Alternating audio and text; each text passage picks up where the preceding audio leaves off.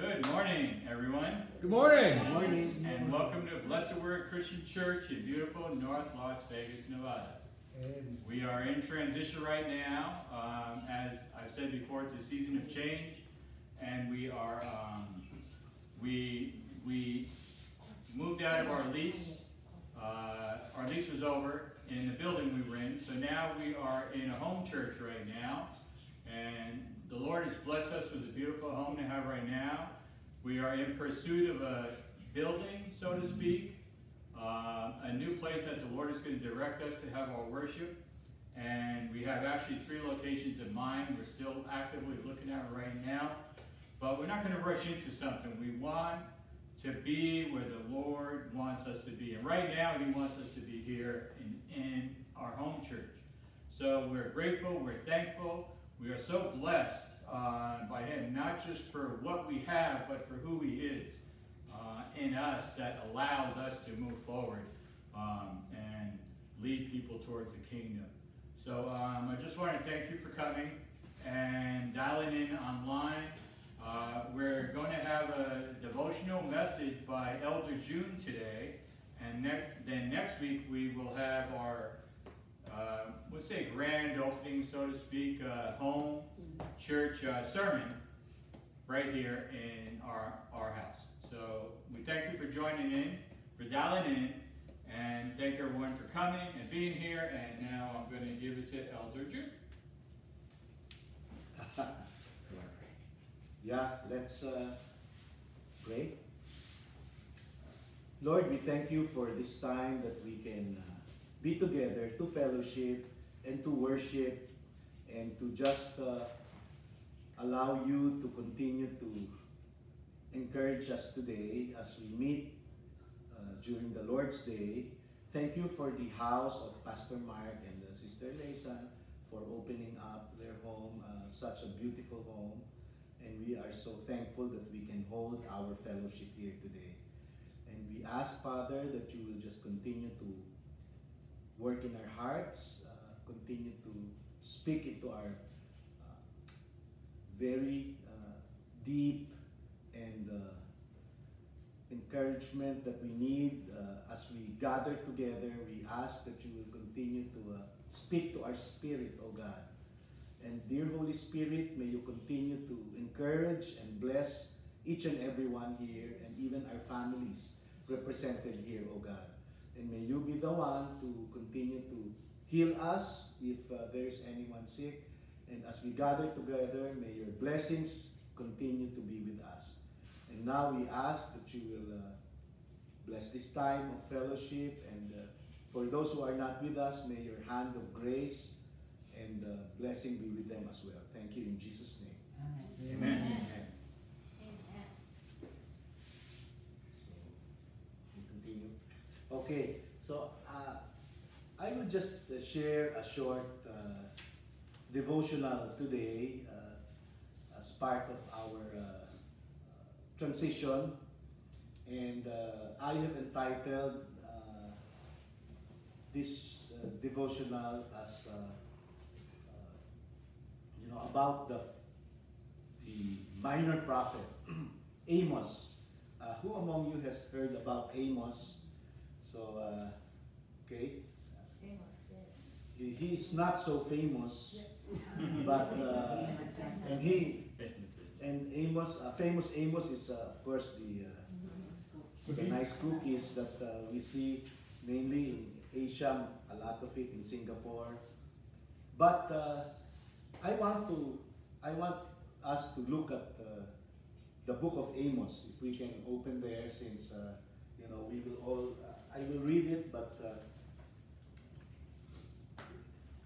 Amos chapter 7, 1 to. If you have your cell phone, Smartphone. yeah, you can use your phony Bible using the phone. But I will read Amos 7, 1 to 9, and chapter 8, 1 to 2.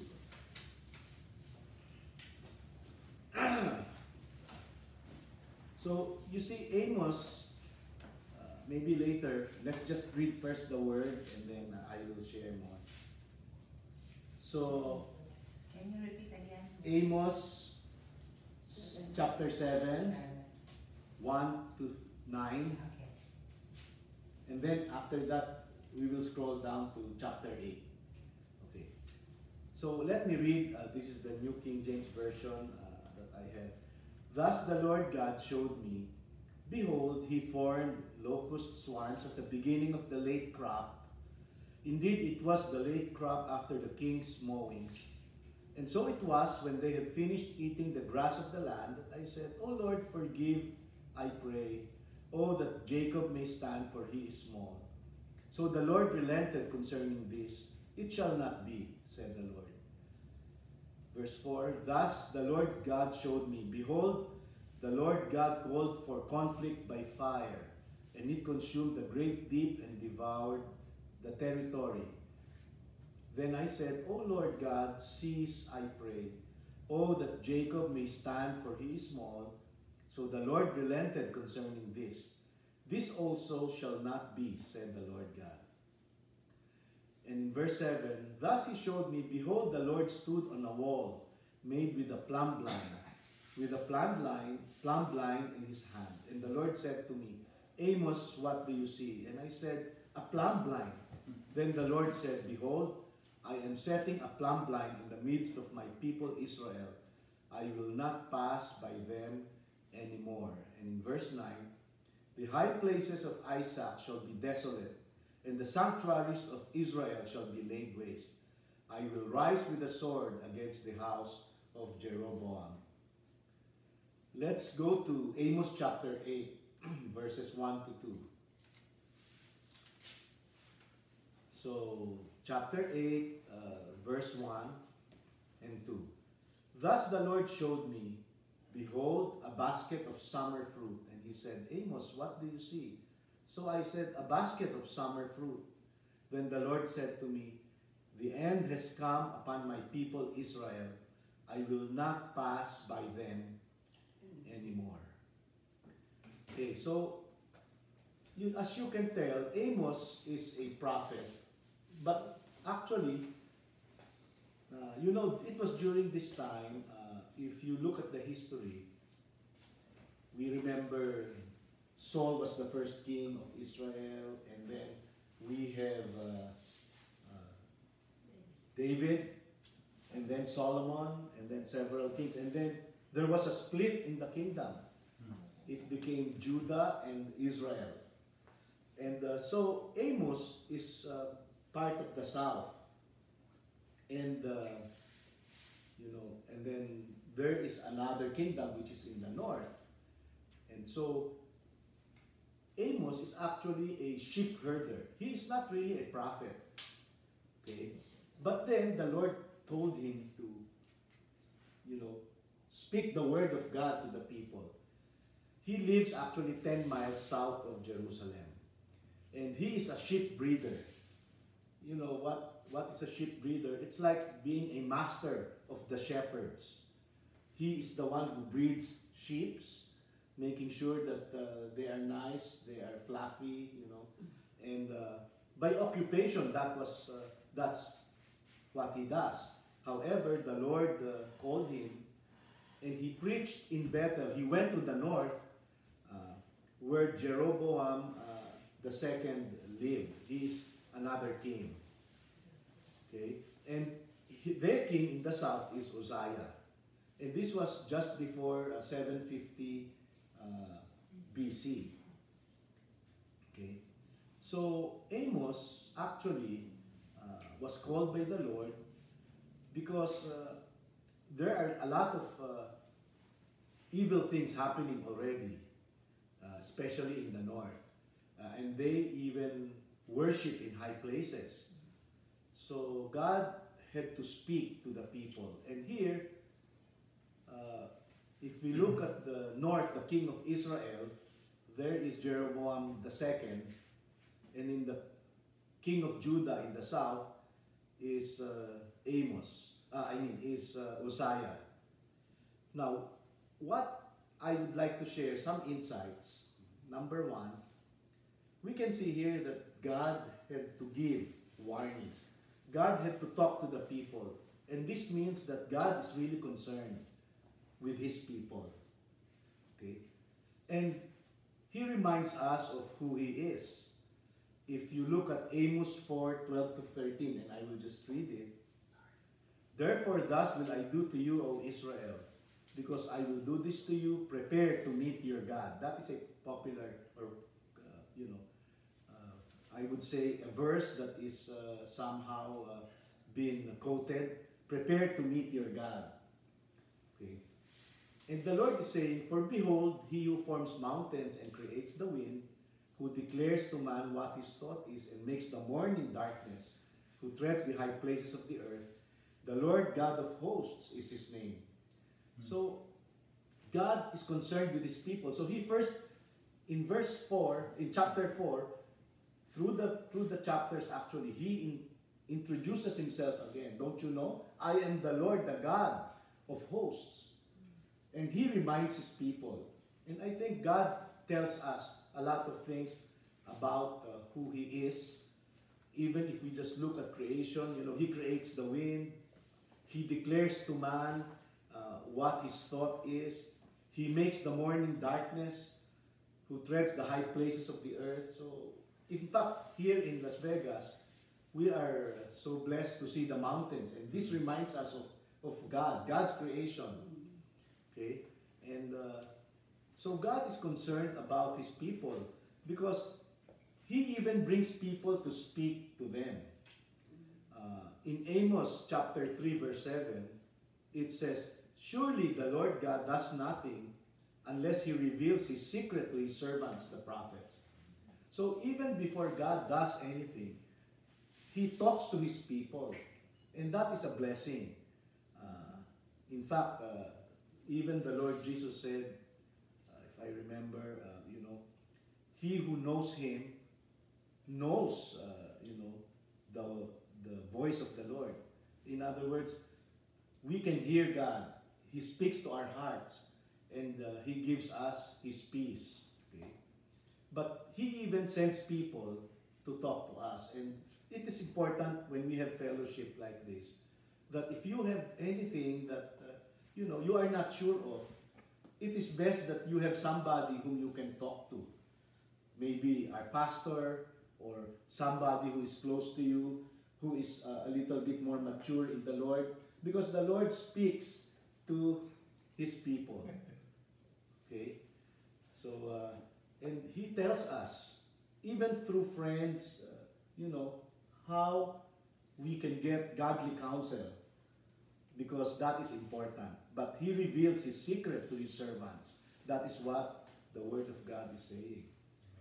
And then, the Lord allows circumstances to get our attention.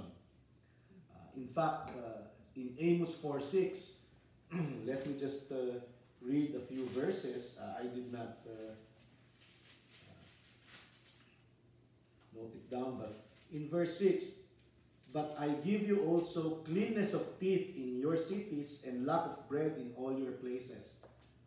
So he said, he gives us cleanness of teeth. In other words, we don't use our teeth anymore. Why? Because there is no food. There is nothing to eat. There is lack of bread. That's what he said in chapter 4, verse 6. Or in chapter 4, verse 7. And furthermore, I withheld the rain from you. So there is no rain. So it is dry.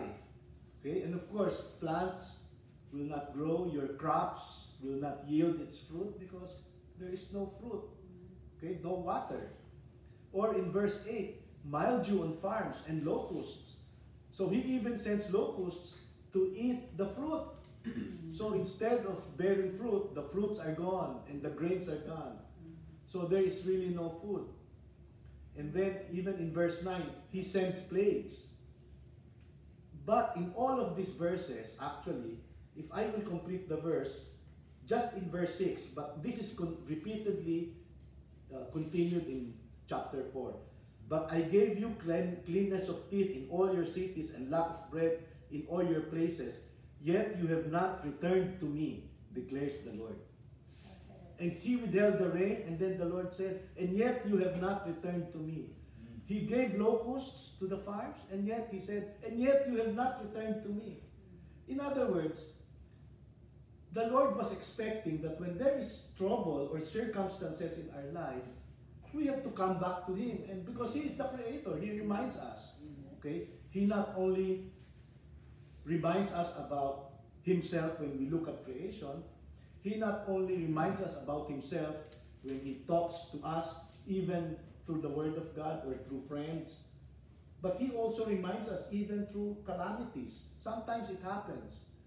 And I remember what C.S. Lewis said, God whispers to us in our pleasures, He speaks to us in our consciences, but shouts in our pains. It is His megaphone to rouse a deaf world.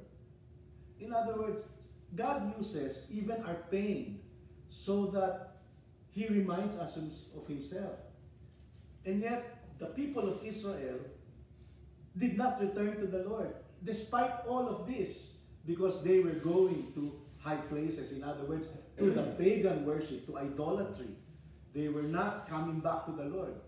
They forgot about God. And so it is a reminder. Now, so we can see here, God is concerned with His people. The second is, if you notice, prayer is powerful. You remember the verses that we read.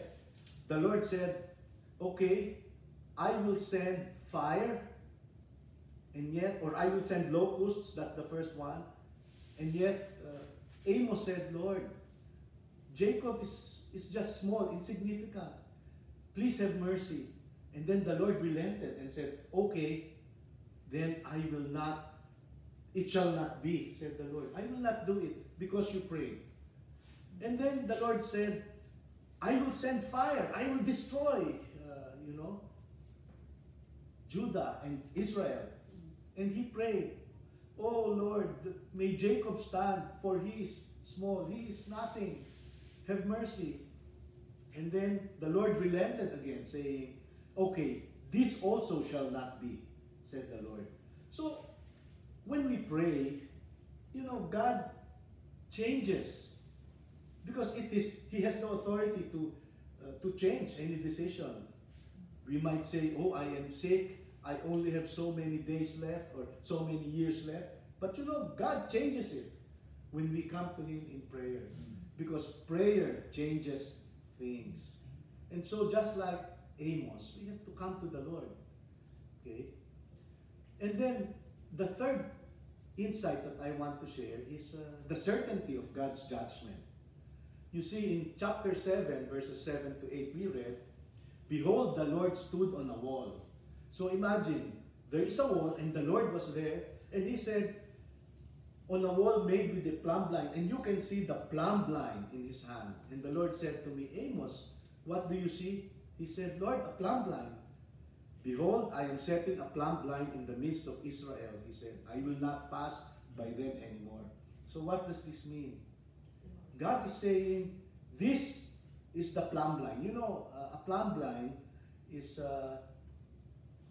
I try to understand because I am not in the construction business. Pastor may know because he is a handyman.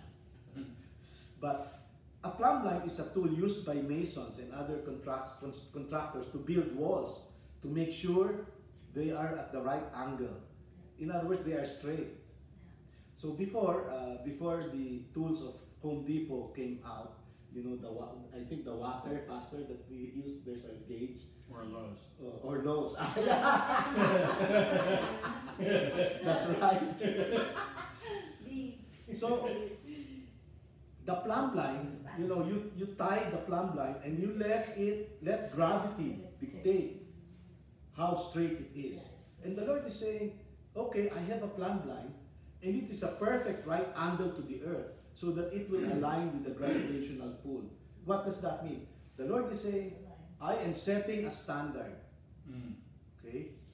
And because of this standard, now I will no longer pass by you. You will not be spared anymore. That's what the Lord is saying. Because I have He has come to them so many times. He has sent warnings. And Amos is one of the minor prophets. There have been more prophets before him.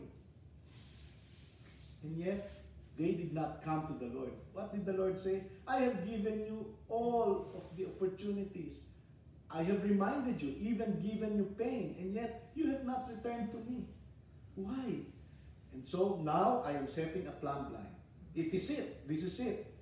This is the final draw. You will have judgment. And that's what the Lord is saying. So, we see here in Amos chapter 8 verse 4, there is social injustice. And probably I will just read through. I'm sorry, this is not going to take too long anymore. You trample with the needy to do away with the humble of the land. So the rich are becoming richer, and they trample with the needy. They don't help the poor. They even trample over them. They take advantage over the poor. So the poor becomes more needy.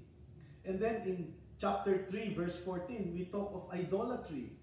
They continue to worship in high places. And so, because remember, at that time, there is no more temple. And so they go to the high places, but they worship where they worship Baals or foreign gods. They are no longer worshiping the Lord, but they attribute maybe their wealth or their good things or their life to another god. Or in chapter 6, verses 1 to 7, it says, woe to those who are at ease in Zion and to those who feel secure in the mountain of Samaria. They are now at ease. Even if they are doing things wrong, they do not think about God. They are already in compromise. In other words, they are complacent. They think, oh, it's okay if we don't worship. It's okay if we sin a little. It's okay if we lie.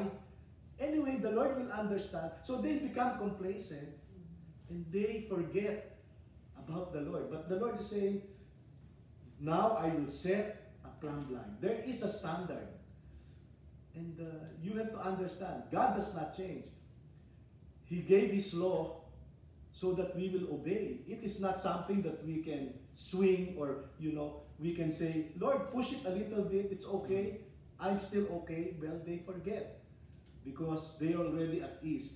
They have been compromising so much that they forget that, like example, we have to worship on the Lord's Day. Or then we have to come to Him in prayer. We have to trust Him for everything. Instead of trusting God, they trust on other things. Their riches, on people. And then in Amos chapter 8, verses 1 to 3, the Lord said, you are even unrepentant. Okay? You don't change your ways, the Lord is saying. Okay? The Lord said, there was a basket of summer fruit. What do you see? A summer fruit. In other words, it is the end of the summer. And yet, the Lord said, the end has come for my people Israel. I will spare them no longer. Why? Because they are not coming to Him. Okay? They forget who God is. Okay? So, if this is how it will be, then in verse 11 of chapter 8, the Lord said, behold, the days are coming, says the Lord God, that I will send a famine on the land. Not a famine of bread, not a thirst for water, but of hearing the words of the Lord. In other words, God is saying, because you do not listen, you will have famine. But if this is not famine of bread, you will not become hungry in your stomach, but you will become spiritually hungry, because now I will withhold the word of God. You will not hear it anymore. And that is sad. Because if we cannot hear from the Lord because we are not attentive to Him, we are not sensitive to Him, then what a pity, right? How can we grow? The Lord Jesus said, abide in me. Okay? And that is the only way that we can bear fruit, if we abide in Him. But if we do not listen and hear His word, nothing happens. So, it is important that, we have to come to the Lord So in terms of application, as I end, with all of this, God shows Himself. He reminds us. Then, first thing, if you look at what Amos did, he prayed. And it is important that we come to the Lord in prayer. For prayer moves the hand of God. In fact, Edwin Harvey, he's an author, he said, a day without prayer is a day without blessing. And a life without prayer is a life without power. Because God is the only one who can help us in reality. And then, lastly, as an application, you see, God gives us a lot of chances in our life. But we have to run with passion. We have to finish the race. We have to hear God, because God said there is a plumb line. Now, the end is near. There is going to be judgment, the certainty of judgment. But we have to run the race now. So in Philippians 3:13 to 14, it says, brothers and sisters, I do not regard myself as having taken hold of it yet. But one thing I do, forgetting what lies behind and reaching forward to what lies ahead. The past is past. We cannot do anything about it. In verse 14, he says, I press on toward the goal for the prize of the upward call of God in Christ Jesus. So we have to run that race. In Philippians 3:13 and 14. And then in 1 Corinthians 9:26 and 27, it says, therefore, I run in such a way as not to run aimlessly. You know, you can run anywhere you want. Our life, we can set any direction. If we don't have a goal, if we run aimlessly, we will end up anywhere. There's no target. There's no goal. Well, Apostle Paul said, I box in such a way as to avoid hitting the air. You know, if you hit the air, what good does it do? Nothing. But I strictly discipline my body and make it my slave, so that after I have preached to others, I myself will not be disqualified. We have to remember that our God is the judge. Someday we will be accountable to Him for everything. And so we have to listen to what God is saying in our life. So I hope that we were able to somehow understand the message of Amos and just continue to come to the Lord, reminding us that He has a standard. And it is not man's standard, it is God's standard. So may God remind us throughout this week also. And if you can read more in Amos, if you're not too familiar, and just digest some of the insights that we have talked about this morning. May God bless us all. Thank you. Thank you. Deaconess Linda? Yes. Would you come up here and close us out in prayer, please?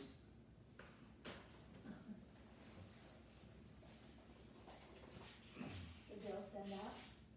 Okay. Okay. So you can pray. Yeah. Father God, we just thank you so much for the lesson about Amos, and that we will try our very best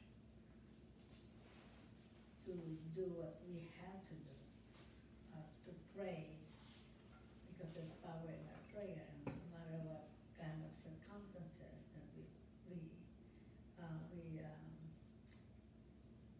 experience, Lord, that you are there with the prayer, God, because there's power in the prayer, God, and let's all be reminded there's a plumb line that we have to make sure that we will do the best that we can, because that plumb line is our standard, where it says that for all have sinned and come short of the glory of God, Yes. all of us. So we have to remain at that standard of God. And we just thank you so much, Father God, for our gathering this morning. That although few in numbers, oh God, you are here in our midst, and we thank you, and we are thankful of that, because we have brothers and sisters that are so determined to continue to give you praise and honor and glorify you in a worship like this, even though we are not in a regular building, whatever, but Father God, our heart and our spirit, oh God, is in tune with you, and no matter where we are, where we may be, oh God, you you will be there for us and with us. So we'll continue, oh God, to worship, even in places like homes or places that you have prepared for us. But we know, Father God, that your will be done in everything we do, and there's always a place that you have reserved for us. Thank you. That one day that's where you want us to be, to continue, oh God, to praise you, and to glorify you, oh God. Father God, we thank you so much again, and we pray that you'll forgive us on our trespasses. Forgive us, Lord, in things that we do in our life that we regret later on, oh God. Forgive us, Lord God, because I know, Father God, that you are forgiving God. And Father God, we know that all your promises, you are a promise keeper. And whatever your promise, oh God, it will be accomplished, oh God. Thank you. So again, thank you so much for each one that's here. May you bless our family, extended family, far and near. In the name of Jesus we pray. Amen. Amen. Praise God.